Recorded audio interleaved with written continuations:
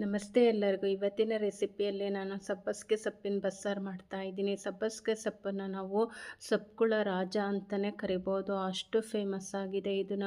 ಇದನ್ನು ವಡೆಗೆ ಮತ್ತು ಕಡುಬುಗಳು ಮಾಡೋದಕ್ಕೆ ಮತ್ತು ಬಸ್ಸಾರು ಮಾಡೋದಕ್ಕೆ ಭಾಳ ಯೂಸ್ ಮಾಡ್ತಾರೆ. ಮತ್ತು ಇದು ತುಂಬಾ ಟೇಸ್ಟಾಗಿರುತ್ತೆ. ಯಾವ ರೀತಿ ಮಾಡೋದು ಅಂತ ನೋಡ್ಕೊಳ್ಳೋಣ. ಮತ್ತು ಇದು ಬಾಣಂತಿಯರಿಗೆ ಎದೆ ಹಾಲು ಬರೋಕ್ಕೆ ತುಂಬಾ ಉಪಯೋಗ ಆಗುತ್ತೆ. ಯಾವ ರೀತಿ ಮಾಡೋದು ನೋಡ್ಕೊಳ್ಳೋಣ ಬನ್ನಿ. ಮೊದಲಿಗೆ ನಾನು ತೊಗರಿಬೇಳೆಯನ್ನು ತೊಗೊಂಡಿದ್ದೀನಿ 1 ಕಪ್ಪು. ಅದನ್ನು ಚೆನ್ನಾಗಿ ವಾಶ್ ಮಾಡ್ಕೊಂಡು ನಾನು ಕುಕ್ಕರಿಗೆ ಸೇರಿಸ್ಕೊತಾ ಇದ್ದೀನಿ. ಬೇಳೆ ಮುಳುಗೋ ಅಷ್ಟು ನೀರು ಹಾಕಿ ಲಿಡ್ ಕ್ಲೋಸ್ ಮಾಡ್ತೀನಿ. ಈಗ 1-2 ವಿಷಲ್ಲು ನಾನು ಕೂಗಿಸ್ಕೊತೀನಿ. ನೋಡಿ, 1 ಕಟ್ಟು ನಾನು ಸಬ್ಬಸಿಗೆ ಸೊಪ್ಪನ್ನು ಚೆನ್ನಾಗಿ ವಾಶ್ ಮಾಡಿಟ್ಕೊಂಡಿದ್ದೀನಿ. ಇದನ್ನು ಈಗ ಚಿಕ್ಕದಾಗಿ ಹೆಚ್ಕೊತಾ ಇದ್ದೀನಿ.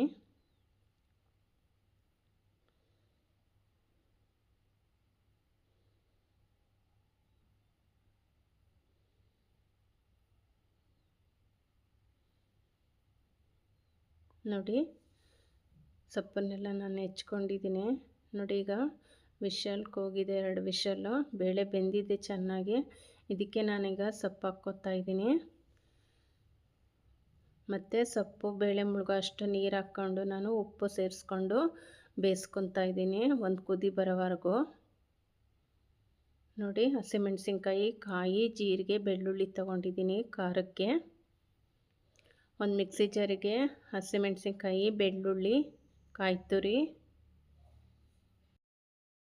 ಜೀರಿಗೆ ಮತ್ತು ಹುಣಸೆಹಣ್ಣು ನಾನು ನೆನೆಸಿಟ್ಕೊಂಡಿದ್ದೆ, ಹುಣಸೆಹಣ್ಣು ಹಾಕ್ಕೊಂಡಿದ್ದೀನಿ. ಕೊತ್ತಂಬರಿ ಸೊಪ್ಪನ್ನು ಸೇರಿಸ್ಕೊಂಡು ಅರಿಶಿನ ಹಾಕ್ಕೊಂಡು ಇದನ್ನು ನುಣ್ಣಗೆ ರುಬ್ಕೋಬೇಕಾಗುತ್ತೆ. ನೋಡಿ, ಸೊಪ್ಪು ಬೇಳೆ ಬೆಂದಿದೆ. ಇದನ್ನು ಒಂದು ಪಾತ್ರೆಗೆ ನಾನು ಸೋಸ್ಕೊತಾ ಇದ್ದೀನಿ.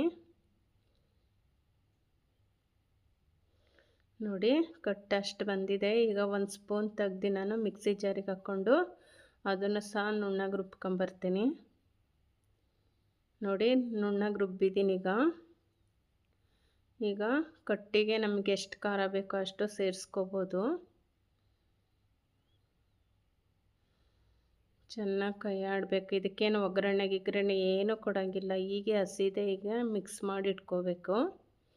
ಒಂದು ಬಾಣಲಿಗೆ ನಾನು ಎಣ್ಣೆ ಹಾಕಿದ್ದೆ, ಕಾದಿದೆ. ಸಾಸಿವೆ, ಈರುಳ್ಳಿ ಹಾಕ್ಕೊತಾ ಇದ್ದೀನಿ.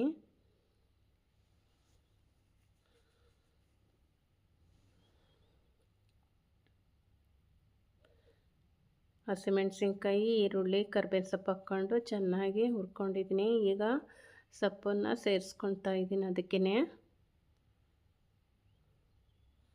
ಚೆನ್ನಾಗಿ ಕಂದಿಸ್ಕೋಬೇಕಾಗುತ್ತೆ ಈರುಳ್ಳಿ ಜೊತೆಗೆ.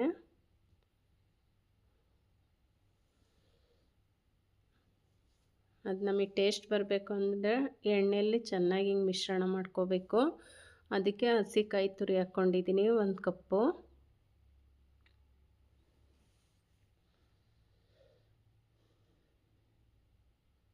ನೋಡಿ, ಇದಾಯ್ತು. ಈಗ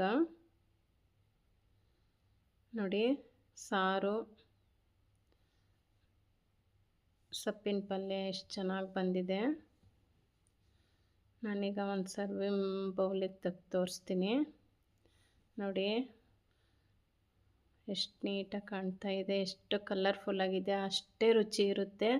ಒಂದು ಸಲ ಟ್ರೈ ಮಾಡಿ. ನನ್ನ ವಿಡಿಯೋ ಇಷ್ಟ ಆದರೆ ಲೈಕ್ ಮಾಡಿ, ಶೇರ್ ಮಾಡಿ, ಕಮೆಂಟ್ ಮಾಡಿ, ಸಬ್ಸ್ಕ್ರೈಬ್ ಆಗಿ. Thank you.